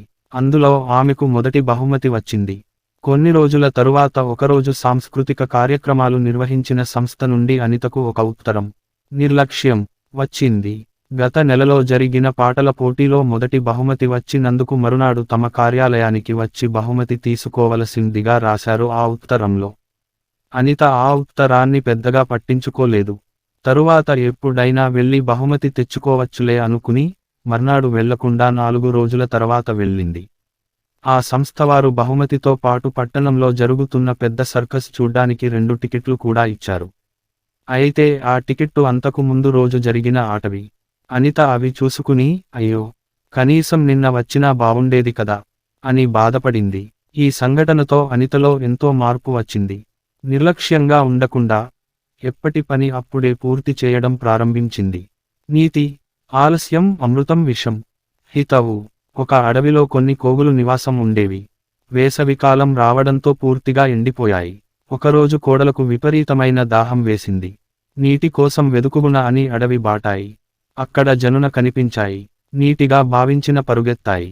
తీరా అక్కడి పెళ్లి కొంత దూరంలో అటు మెరుస్తూ కనిపించాయి. దానితో కోతులు తిరిగి ముందుకు పరుగెత్తాయి. విధంగా కోతులు ఎండలో వండమావుల చూస్తే అక్కడ నీళ్లు లేవు సరకురా మరి. వెంటు నీటి కోసం వెడకుతూనే, నీళ్లతో గొంతు తరువుకత ప్రాణం పోయేలా ఉంది. నేనంగా అన్నాయి కాని చేతికి అందటం కోతి పాదలో ఒక కంచాలు నివాసం ఉంటోంది. కుందేలు జరిగి చూసింది. కోతులకు సహాయం చేయా అని వచ్చి వాటి ముందు వెంబడింది. వండమావుల్లో ఎక్కువ ఉంటుందా? దగ్గరలో చెరువు ఒకటి ఉంది. మీ దాహం తీర్చుకోండి అని చెప్పింది. ఇది వినిలకు చాలా కోసం వచ్చింది. మే సున్నా తెలివి తక్కువ దాశ్లమా అంటూ ఒక కోటి కుందేలు పైకి దూకి దాని మెడ పట్టుకుంది. నేను చెప్పిన భయంగా అరిచింది కుందేలు.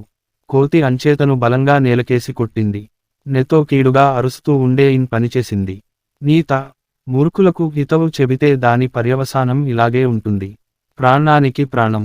ఒకసారి మర్యాదరామన్న న్యాయస్థానానికి న్యాయం కోసం రామయ్య, సోమయ్య అనే ఇద్దరు వ్యక్తులు వచ్చారు.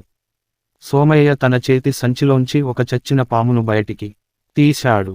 ఆ పాము తల బాగా చితికిపోయి ఉంది. అయ్యా రామన్నగారు, చూడండి, నా పామును ఇతడెలా భయంకరంగా చంపేశాడో. ఇది ఇతనికి ఏ హాని చేయలేదు. కారణం లేకుండా అన్యాయంగా నా పామును చంపాడు అంటూ కోపంగా చెప్పాడు సోమయ్య. అతను చెప్పింది నిజమే ప్రభూ. అదొక విషప్రాణి, చచ్చిపోయినా కూడా ఎంత భయంకరంగా ఉందో చూడండి. సోమయ్య దాన్ని స్వేచ్ఛగా బయటికి వదిలేశాడు. అది నన్నేం చేయలేదు, కాని ఎవరైనా పొరపాటుగా దాని దగ్గరకు వెళితే అది కాటేయక మానదు. అందుకే దాన్ని చంపేశాను. అందరి మంచి కోసం చేసిన ఈ పని నేరమైతే నన్ను శిక్షించండి అని వినయంగా చెప్పాడు రామయ్య. పాము ప్రమాదకరమైనది. సహజంగా మనుషులు దాన్ని చంపాలనే చూస్తారు. బయటికి రాకుండా నీ పామును నువ్వు జాగ్రత్తగా కాపాడుకోవాల్సింది అంటూ మర్యాదరామన్న సోమయ్యకి సర్ది చెప్పబోయాడు.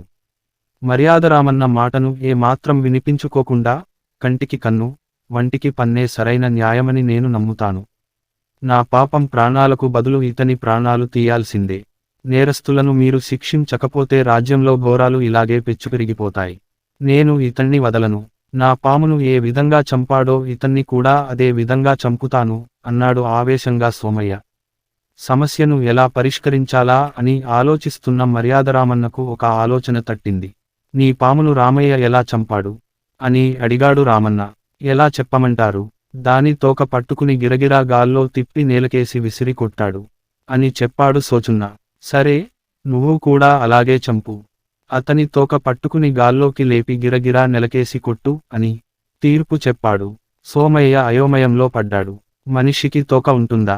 తోక పట్టుకుని గాల్లో తిప్పి చంపడం సాధ్యమేనా? ఇదసలు కుదిరే పని కాదు అన్నాడు. అప్పుడు న్యాయాధికారి శాంతంగా, అవును నిజమే. మనిషికి తోక ఉండదు. అతన్ని పాములా చంపలేం. కాబట్టి నువ్వు నీ ఫిర్యాదును వెనుకకు తీసుకుని ఇంటికి వెళ్ళిపో అని తీర్పు చెప్పాడు. మర్యాదరామన్న ఇచ్చిన తీర్పుకి ఏం చేయాలో పాలుపోక తన తప్పు తెలుసుకుని తల వంచుకుని ఇంటికి వెళ్ళిపోయాడు సోమయ్య. తోట నాయకుడు చిన్ని, బంటి ఒకే బళ్ళో 6వ తరగతి చదువుతున్నారు. చిన్ని తనకు అప్పజెప్పిన ప్రతి పని జాగ్రత్తగా చేసేది. కానీ బంటి మాత్రం కొంచెం అల్లరి పిల్లాడు. తన పనులు బాగానే చేసుకున్నా పక్కవారి పనులు చెడగొట్టి సరదాపడేవాడు. ఒకరోజు బళ్ళో అందరికీ తలా ఒక మొక్క ఇచ్చి వాటిని బడి తోటలో నాటాలని చెప్పారు. పిల్లలందరూ ఎవరి మొక్కను వారు చక్కగా నాటారు. చిన్ని, బంటి కూడా వాళ్ల మొక్కలు నాటారు. బంటి తన మొక్క నాటడం అయిపోగానే చిన్ని మొక్క వైపు చూశాడు. చిన్ని అటు తిరగ్గానే ఆ మొక్క పీకేసి ఏమీ ఎరగనట్టు నుంచున్నాడు. పాపం చిన్ని చిన్నబోయింది. అలా చేసింది బంటి అని తెలుసు. వెంటనే మాస్టారి దగ్గరికి వెళ్లి విషయానికి చెప్పింది. అంతేకాదు, ఒక ఉపాయమూ చెప్పింది. మాస్టారు వచ్చి పిల్లలని వరసలో నిల్చోబెట్టి ఇలా చెప్పారు. పిల్లలు, మన బడి తోటకు ఒక నాయకుణ్ణి ఎన్నుకోవాలి. మీలో అందరికన్నా వేగంగా మొక్క నాటిన బంటి అందుకు అర్హుడు. ఈ రోజు నుంచి బంటి చెప్పింది అందరూ వినాలి. బంటి, ఎవరైనా మొక్కలకి నీళ్లు పోయకపోతే నాకు చెప్పు. సరేనా? ఇక ఈ తోట బాధ్యత నీదే అన్నారు. ఉన్నపళంగా మాస్టారు తనని నాయకుణ్ణి చేయడంతో బంటి పొంగిపోయాడు. వెంటనే తోట పర్యవేక్షణ మొదలుపెట్టాడు. పీకేసిన చిన్ని మొక్కను తనే గబగబా నాటేసి, చిన్ని, మొక్కని జాగ్రత్తగా చూడు అన్నాడు. తన పథకం పారినందుకు, మిత్రుడు మారినందుకు సంతోషించి మాస్టారి వైపు చూసి నవ్వింది చిన్ని. ఎవరి గొప్ప వారిదే. సున్నా గవరానికి వెళ్లే కూడలిలో ఒక పెద్ద చెట్టు ఉండేది. బాటసారులు దాని కింద విశ్రాంతి తీసుకునేవారు. ఓ రోజు చెట్టులో అంతర్భాగాలైన వేర్లు, ఆకులు, పండ్లు నేను గొప్ప కాదు నేనే గొప్ప అంటూ వాదనకు దిగాయి. ఈ విషయానికి గమనించిన చెట్టు వాటిని శాంతపరిచి, కొన్ని రోజులు ఆగండి. మీలో ఎవరు గొప్ప అన్న విషయాన్ని నేను తేలుస్తాను అని చెప్పింది. ఒక రోజు ఆ దారివెంట వెళ్తున్న ఓ బాటసారి చెట్టు కిందకు వచ్చాడు. ఆకలితో నకనకలాడుతున్న అతను చెట్టెక్కి పండు కోసుకుని తిని కాస్త తేరుకున్నాడు. అప్పుడు ఆ చెట్టు బాటసారిని, నాలో నీకు ఏ భాగం ఇష్టం అని అడిగింది. అప్పుడు బాటసారి, నా ఆకలి తీర్చిన నీ మధుర ఫలాలు ఇష్టం అని చెప్పి తన దారిన తాను వెళ్ళిపోయాడు. కొన్ని రోజులు గడిచాయి. ఒక ఆయుర్వేద వైద్యుడు చెట్టు కిందకు వచ్చి వేర్లను తవ్వి మూటగట్టుకుంటున్నాడు. ఆ చెట్టు వైద్యుణ్ణి, నాలో నీకిష్టమైంది ఏంటి అని ప్రశ్నించింది. నీ వేర్ల ద్వారా ఎంతో మంది రోగులకు వైద్యం చేస్తున్నా, కాబట్టి అవంటేనే నాకు ఇష్టం అనేసి వెళ్ళాడు. మరికొన్నాళ్లకు ఓ వృద్ధుడు ఎండకు తాళలేక చెట్టు కింద కునుకు తీసి సాయంత్రం వరకు విశ్రాంతి తీసుకున్నాడు. తర్వాత తన దారిన తాను వెళ్తుండగా, నాలో నీకు ఏ భాగం ఇష్టం అని చెట్టు అడిగింది. ఎండ నుంచి నాకు ఉపశమనాన్ని కలిగించిన నీ ఆకులు, కొమ్మలంటే ఇష్టం. కానీ వేళ్లుంటేనే చెట్టుకు నీరందుతుంది. ఆకులు కొమ్మలు ఉంటేనే బాటసారులకు నీడనివ్వగలవు. ఇక ఆకలి తీర్చాలంటే పండ్లు కావాల్సిందే. ఇలా నీలోని ఏ భాగాలు వేటికి తీసిపోవు. అన్నీ సమన్వయంతో పనిచేస్తేనే చెట్టు మనగలుగుతుంది. మీ వల్లనే స్వచ్ఛమైన గాలి అందుతుంది. వర్షాలు సమృద్ధిగా కురుస్తాయి అని చెప్పి వెళ్ళిపోయాడు. కాకి గర్వం. అనగనగా ఓ చిట్టడవిలో కాకి ఒకటి ఉండేది. అది తనంత ఎత్తులో ఎవరూ ఎగరలేరని మిడిసి పడుతుండేది. ఓ రోజు కాకికి ఏమీ ఉబుసుకోక అటువైపుగా ఎగురుతూ వెళుతున్న పిచ్చుకని ఆపి, నీకు కనీసం అందంగా ఎగరడం కూడా వచ్చినట్టు లేదు. ఏదో పురుగు గెంతినట్టే ఉంది అని వేళాకోళమాడింది. ఆ మాటలకి పిచ్చుకకి కోపం వచ్చి, నేను నీలాగే ఎగరాల్సిన అవసరం లేదు. ఎవరి సామర్థ్యం వాళ్ళది అంది. అయితే నాతో పందెం కాసి నీ సామర్థ్యంతో నన్ను ఓడించు చూద్దాం అంది కాకి. దానికి పిచ్చుక ఒప్పుకుంది. అక్కడున్న మిగతా చిన్న పక్షులన్నీ న్యాయనిర్ణేతగా ఉంటామన్నాయి. ఇప్పుడు మనం ఉన్న మద్ది చెట్టుతో మొదలుపెట్టి మధ్యలో ఉన్న రావి చెట్టు, ఆ తర్వాతొచ్చే జడలమర్రిని దాటుకుని మళ్ళీ ఇక్కడికే రావాలి. ముందొచ్చేవాళ్లే విజేత అని ప్రకటించాయి. పందెం మొదలైందో లేదో కాకి సరున రావి చెట్టుని దాటి మర్రిమానులోకి దూసుకెళ్ళింది. ఆ జడల మర్రి చాలా పెద్దది. లెక్కలేనన్ని ఊడలతో దట్టంగా ఉంటుంది. దాంతో రెక్కలు రెండూ సన్నటి ఊడల మధ్య చిక్కుకుపోయాయి. అది బాధతో అల్లాడిపోయింది. పిచ్చుక సన్నగా చిన్నగా ఉండటం వల్ల కొమ్మల్లోకి దూరి ఆకుల మధ్య ఖాళీ చేసుకుంటూ బయటకొచ్చి గమ్యస్థానానికి చేరుకుని విజేతగా నిలిచింది. పిచ్చుక కోరిక మేరకు వడ్రంగిపిట్ట ఒకటి వచ్చి ఊడల్ని మెల్లగా తొలిచి వాటిల్లో ఇరుక్కున్న కాకిని కాపాడింది. దాంతో ప్రకృతిలో ఎవరూ ఎక్కువ తక్కువ కాదని తెలుసుకున్న కాకి మరెప్పుడూ గర్వపడలేదు. ఎవర్నీ చిన్నబుచ్చలేదు. ఇల్లంటే ఇదే. ఒక రోజు తాబేలు పక్షి మాట్లాడుకుంటూ ఉన్నాయి. అప్పుడు తాబేలు పక్షిని నువ్వు ఎక్కడ ఉంటావో అని అడిగింది. ఆ పక్కనే కొమ్మ అంచున ఉన్న తన గూడును చూపించింది పక్షి. కర్రపుల్లలతో చేసి ఉంది అదా అంది తాబేలు. అవును అదే, నేనే కష్టపడి కట్టుకు అన్నాను అంది పక్షి సంతోషంగా. దానికన్నా నా డొప్పే చూడ్డానికి బాగుందే అంది తాబేలు. పక్షి ఏమీ మాట్లాడలేదు. ఎండ వచ్చినా వాన వచ్చినా అన్నీ గూటిని తాకుతాయనుకుంటాను. అందులో ఎలా ఉంటావో ఏమో. నేనైతే ఎండ వచ్చినా వాన వచ్చినా ఇంకే ప్రమాదం వచ్చినా ఎంచక్కా నా డొప్ప లోపలికి వెళ్ళిపోతాను. అప్పుడు నాకే ఇబ్బంది ఉండదు అంది గొప్పలు పోతూ. దానికి పక్షి, ఇది నేను సొంతంగా నిర్మించుకున్న గూడు, అందుకే అది ఎలా ఉన్నా నాకు ఇష్టమే. నీ డొప్ప లోపల నువ్వు ఒక్కదానివే ఉండగలవు. కాని నా ఇంట్లో నేను నా భార్య పిల్లలు అందరం కలిసుండగలం. అందుకే నాకు మా ఇల్లే ఇష్టం అంటూ అక్కడి నుంచి ఎగిరిపోయింది. పక్షి చెప్పిన మాటల్లోని వాస్తవాన్ని గుర్తించిన తాబేలు తర్వాత నుంచి ఎదుటి వారిని తక్కువ చేసి మాట్లాడ్డం, గొప్పలు పోవడం లాంటివి చేయలేదు. అప్య పల్లెలో ఒకటి ఉండేది. చూసి తెల్లగా ఎంతందంగా ఉంచి హంస, దీనంత సంతోకంగా కుడి పక్షి ఉండదు. నేను ఉన్నాను ఎందు అనుకునేది. ఓసారి హంపి నగర నటి నంది, నేను అలానే అనుకొని గర్వపడేదాన్ని. కానీ చిలుకని చూశా అర్థమైంది. ఎరుపు ఆకుపచ్చ రంగుల్లో ఎంత చిలుక ఉంచి అప్పుడు కాకి చిలుక అన్న మాటల్ని చెప్పింది. నెట్లు రంగుని ఎంతో సంతోషంగా గొడో 2010 ఆమెన్స్ గొడ్బోల్ రోడ్వో పెంచింది. నాకు 2 రంగులే ఉన్నాయి. నెమనికి ఎన్ని రంగులో అంది చిలుక కాస్త అసూయగా. వెంటనే వెనువిని కలిసి ఈ మాటలు చెప్పాలనుకుందికి అదనంగా తిరిగింది. కాఫ్ బానికి ఒక్క నెమని కూడా కనిపించలేదు. ఒకసారి అది వంటిలో కండమంటే మనుషులకి నువ్వంటే ఎంత అష్టమో అంటూ పొగడ్తల్లో ముంచెత్తింది. కాక్ చెప్పేదంతా కన్న నెమలి దీనంగా ముఖం పెట్టి, బంధం వల్లనే బందీ అయ్యాను. అడవిలో ఉన్నంత వరకు వేలగా భయపడి దాక్కుంటూ తిరగాల్సి వచ్చింది. చివరికి వాళ్ల చేతికి చిక్కి ఈలో పడ్డాను. ఇది కొచ్చాక కంటే స్వేచ్ఛాజీవి మరొకటి లేదు కదా అనిపిస్తోంది. ఇక్కడ దాదాపు దీన్ని నేనే కాకివై ఉంటే నీలా స్వేచ్ఛగా తిరిగేదాన్ని. మాటలు విన్న కాడి అప్పటి నుంచి మిగతా పక్షులతో పోల్చుకోకుండా హాయిగా జీవించడం మొదలుపెట్టింది. దగ్గరకు వెళ్ళి హంస దగ్గరి నెమలిని చూపింది. దానినర్ధ పక్షుల దగ్గరలో ఒక అడవి ఉంది. అందులో ఒక నెమలి ఉండేది. అడవిలోని మిగతా పక్షుల కంటే తను చాలా అందమైనదాన్నని గర్వపడేది. తనకున్న అందమైన పించం అందరికీ ఇష్టం అనుకునేది. ఈ ప్రపంచంలోనే తనని మించిన పక్షి లేదు అని ఉప్పొంగిపోయేది. అసమతి ఉంటున్న ప్రాంతంలోనే ఒక చెట్టు మీద కాకి తన పిల్లలతో కలిసి ఉండేది. కాకి నల్లగా ఉంటుంది. కాన్ కాన్ మంటూ అరుస్తుంది. అందుకే నెమలికి అదంటే సచ్చేది కాదు. దాన్ని చూసినప్పుడల్లా అసహ్యించుకునేది. సూటిపోటి మాటలు అనేది. నువ్వు నల్లగా చాలా అసహ్యంగా ఉన్నావు. నోరు విప్పితే కర్ణకఠోరంగా ఉంటుంది. గూట్లో ఉన్న నీ పిల్లలు అరిచే అరుపులకు వారు సరిగ్గా నిద్ర కూడా పట్టడం లేదు. అలాగే ఇబ్బంది పెడితే నిన్సు నీ పిల్లల్ని ఇక్కడ్నించి గెంటేస్తా ఇంకాకిని గట్టిగా బెవరించింది. నెమలి తనకంటే నెమలి చాలా పెద్దది. దాన్ని ఎదిరించే శక్తి లేని రాకి ఏదో ఒకరోజు దేవుడే దానికి బుద్ధి చెప్తాడు అనుకునేది. నెమలి ఎంత తిట్టినా తన పని తాను చూసుకునేది. ఇదిలా ఉండగా అదే గ్రామంలో వీరయ్య అనే వేటగాడు ఉండేవాడు. అతనికి తన కొడుకు చంద్రం అంటే వల్లమాలిన ప్రేమ. తన పుట్టిన రోజు కానుకగా అందమైన నెమలీకల లోఫీ కావాలని పిలగాడు అడిగాడు. కొడుకు కోరిక తీర్చడానికి అడవికి వెళ్లిన వీరయ్యకు చాలాసేపు వెతికాక పొదల్లో నెమలి కనిపించింది. వీరయ్య నెమలిని పట్టుకునేందుకు వెళ్లడం చెట్టు మీదున్న కాకి గమనించింది. నెమలికి ప్రమాదం జరగబోతుందని అర్థమైన కాకి మౌనంగానే ఉంది. పాద దగ్గరకు వచ్చిన వేటగారు గాఢనిద్రలో ఉన్న నెమలిని చటుక్కున పట్టుకున్నాడు. వెంటనే నెమలి తాను వేటగాడి చేతికి చిక్కినట్లు అర్థం చేసుకుని అరవడం మొదలుపెట్టింది. కానీ ఏమీ చేయలేని పరిస్థితి.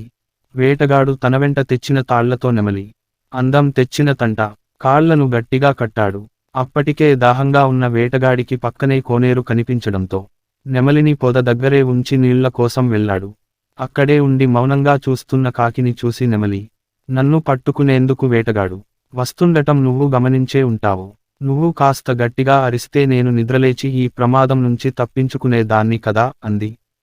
అందుకు సమాధానంగా నాకి అయ్యో మిత్రమా, వేటగాడు రావడం నేను చూశాను. వెంటనే గట్టిగా అరచి నిన్ను విదలేపుదామనుకున్నాను.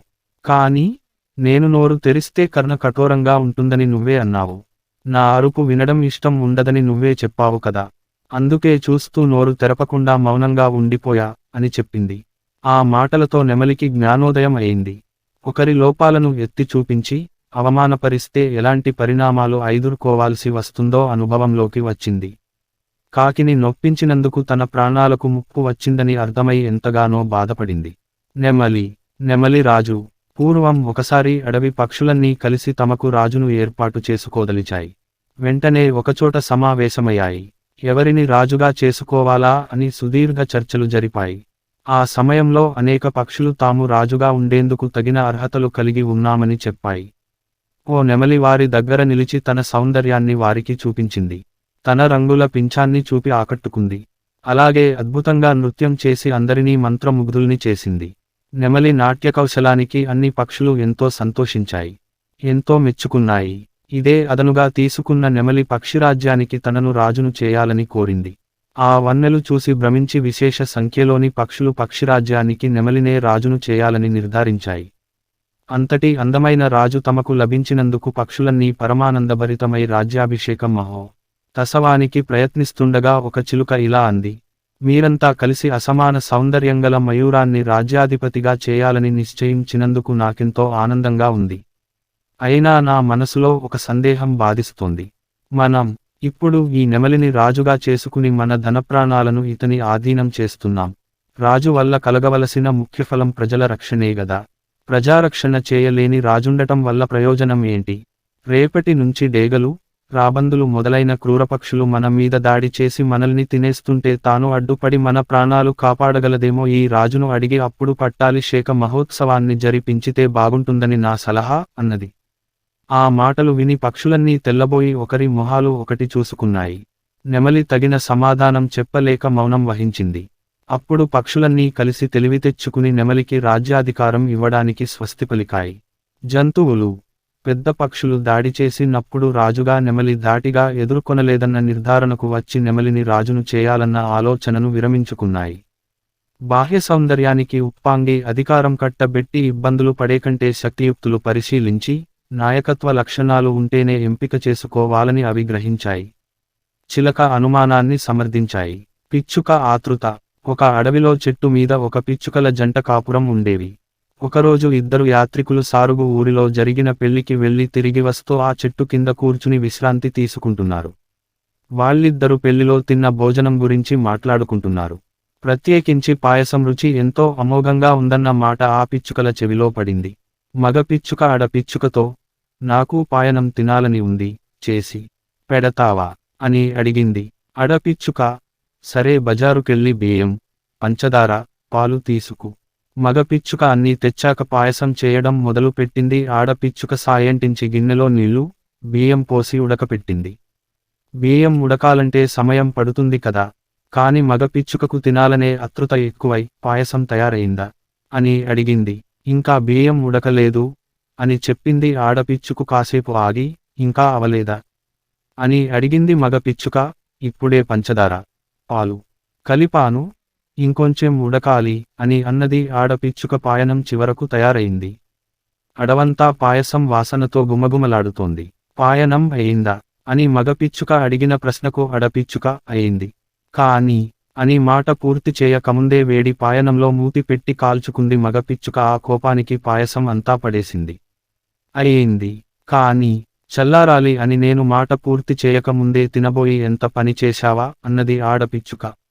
మగపిచ్చుక గిన్నెలో మిగి 9న ఒక చుక్క పాయసాన్ని చల్లారాక రుచి చూసింది. ఎంతో రుచిగా ఉంది. తాను తొందరపడి ఇంత రుచికరమైన పాయసాన్ని నేలపాలు చేసినందుకు బాధపడింది. ఓపిక లేకుండా తొందరపడ్డం మంచిది కాదని అప్పుడు తెలుసుకుంది. పేరు లేని పక్షి. ఒక అడవిలో రకరకాల పక్షులుండేవి. అవన్నీ ఒక రోజు తమదో ఒక రాజుని ఎన్నుకోవాలని సమావేశం ఏర్పాటు చేసుకున్నాయి.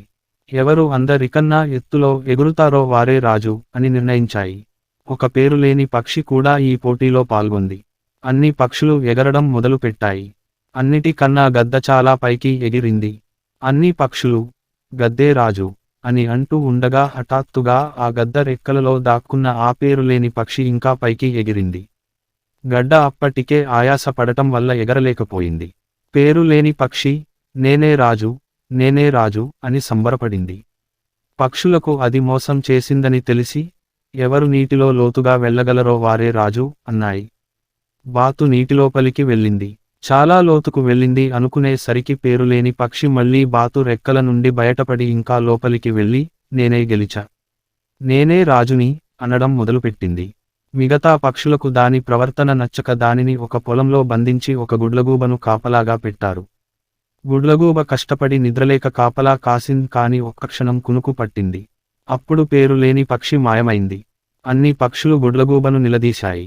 అందుకే గుడ్లగూడ ఎప్పటికీ పక్షులకు మొహం చూపించలేక రాత్రి మాత్రం బయటకు కనిపిస్తుంది అంటారు. మంచి మనసు. అనగనగా ఒక ఊరిలో చంద్రం అనే యువకుడు ఉండేవాడు. అతనికి ఈత అంటే చాలా ఇష్టం. ఊరి చివర ఉన్న నదికి వెళ్లి ప్రతిరోజూ ఈత కొట్టి వస్తుండేవాడు. అదే ఊరిలో ఉండే నాగరాజు అనే కుర్రాడికి, చంద్రానికి మధ్య ఒకసారి చిన్న గొడవ జరిగింది. అప్పటి నుంచి ఇద్దరూ ఎప్పుడూ, ఎక్కడ ఒకరికొకరు ఎదురుపడినా కోపంగా చూసుకునేవారు. నాగరాజుకు ఈత రాదు. ఎలాగైనా చంద్రంలాగా తాను కూడా ఈత కొట్టాలనుకున్నాడు. వీలైనప్పుడల్లా వాయ ఈత నేర్చుకోవటానికి వెళ్లడం మొదలుపెట్టాడు. ఒకరోజు సాయంత్రం చంద్రం తన స్నేహితుడితో కలిసి ఈత కొట్టడానికి నదికి వెళ్లాడు. ఆ రోజు నది ఉధృతంగా ప్రవహిస్తోంది. ఇంత ఉధృతంగా ప్రవహిస్తున్న నదిలో ఈత కొట్టటం చాలా ప్రమాదం అనుకుంటూ చంద్రం, అతని స్నేహితుడు ఇంటికి బయలుదేరారు. ఇంతలో వారికి నాగరాజు, నాగరాజు నది ఉధృతంగా ప్రవహిస్తున్న విషయాన్ని గమనించకుండా నదిలో ఈతకు దిగాడు. నీరు వేగంగా ప్రవహిస్తుండటంతో నాగరాజు నదిలో కొట్టుకుపోసాగాడు. ప్రాణభయంతో, రక్షించండి, రక్షించండి, ఎదురుపడ్డాడు. ఎప్పటి అని అరిచాడు. ఆ అరుపులు నాగరాజు, చంద్రం కోపంగా చూసుకుంటూ ముఖాలు తిప్పుకున్నారు. విన్న చంద్రం ఒక్క క్షణం కూడా ఆలోచించకుండా నదిలోకి దూకాడు. నీటి ప్రవాహంలో కొట్టుకుపోతున్న నాగరాజును రక్షించి ఒడ్డుకు చేర్చాడు. తనని చంద్రం కాపాడినందుకు 2 చేతులు జోడించి హృదయపూర్వకంగా కృతజ్ఞతలు తెలిపాడు నాగరాజు. ఇంటికి వెళ్తున్నప్పుడు చంద్రాన్ని అతని మిత్రుడు, నువ్వు, నాగరాజు గౌడవ పడ్డారు కదా, మరి అతన్ని రక్షించటానికి నీ ప్రాణాన్ని సైతం లెక్క చేయకుండా నదిలోకి దూకావు ఎందుకు అని అడిగాడు. అప్పుడు చంద్రం, నాకు ఈత వచ్చి కూడా నా కళ్ళ ముందు ఈతరాని వాడు నీటిలో కొట్టుకుపోతుంటే చూస్తూ ఉండలేకపోయాను. ఒకవేళ అతనికి ఏదైనా ప్రమాదం జరిగితే, అతన్ని రక్షించే అవకాశం ఉండి కూడా రక్షించలేకపోయాననే బాధ నన్ను జీవితాంతం వేధించేది. ఆ అద భరించడం కన్నా కొద్ది నిమిషాల తెగింపు నయం కదా. పైగా శత్రువు 9000 సరే ప్రాణాపాయంలో ఉంటే రక్షించి తీరాలి అన్నాడు చంద్రం. అతడి మంచి మనస్సును మిత్రుడు అభినందించాడు. కాకి, పాము. అనగనగా పూర్వం నర్మదా నది తీరంలో రాజమందిరం ఉండేది. దానికి కొంచెం దూరంలో చెట్టుపైన కాకి గూడు నిర్మించుకుని ఉంటుండగా ఆ చెట్టు కిందనే ఉన్న పుట్టలో పాము ఉండేది. కాకి తన పిల్లలకు ఆహారం తేవడానికి బయటకు వెళ్తున్న సమయం చూసి పాము మెల్లిగా చెట్టు పైకి ఎక్కి కాకి పిల్లలను తినేస్తూ ఉండేది. దీంతో కాకి ఏమి చేయాలో తెలియక తెగ బాధపడుతుండేది. ఆహారం కోసం గాలిలో ఎగురుతున్న సమయంలో కాకికి మంచి ఉపాయం తోచింది. ఉపాయం వచ్చిందే తడువుగా ఒడ్డునే ఉన్న రాజమందిరంలోకి ప్రవేశించి అక్కడ ఉన్న భటులు చూస్తుండగానే రాణి గారి నగను తన నోట కరుచుకుని పైకి ఎగిరి తన గూడు వైపు వెళ్లసాగింది. రాజభటులు ఆ కాకి వెంట పడ్డారు. తన గూడు ఉన్న చెట్టు కొమ్మపై వాలిన కాకి తనను వెంబడిస్తున్న భటులు చూస్తుండగానే నోటిలో ఉన్న నగ చెట్టు కింద ఉన్న పాము పుట్టలోనికి జార విడిచింది. దీంతో రాజభటుడు గుణపములు పాటలు తెచ్చి ఆ నగ కోసం పుట్టను పెకలించగా దానిలో ఉన్న పాము రాజభటులపై కోపంతో బుస కొట్టింది. దీంతో రాజభటులు తమ దగ్గర ఉన్న ఆయుధాలతో ఆ పామును చంపి వేసి ఆ నగను తమతో తీసుకు వెళ్లి రాణి గారికి అప్పగించారు. ఇక తన బిడ్డలకు పాము మీద విరగడయుండవి సంతోషించిన కాకి తన పిల్లలతో సంతోషంగా జీవించసాగింది. నీతి: ఉపాయముతో ఎంతటి అపాయము నుండైనా బయటపడవచ్చు.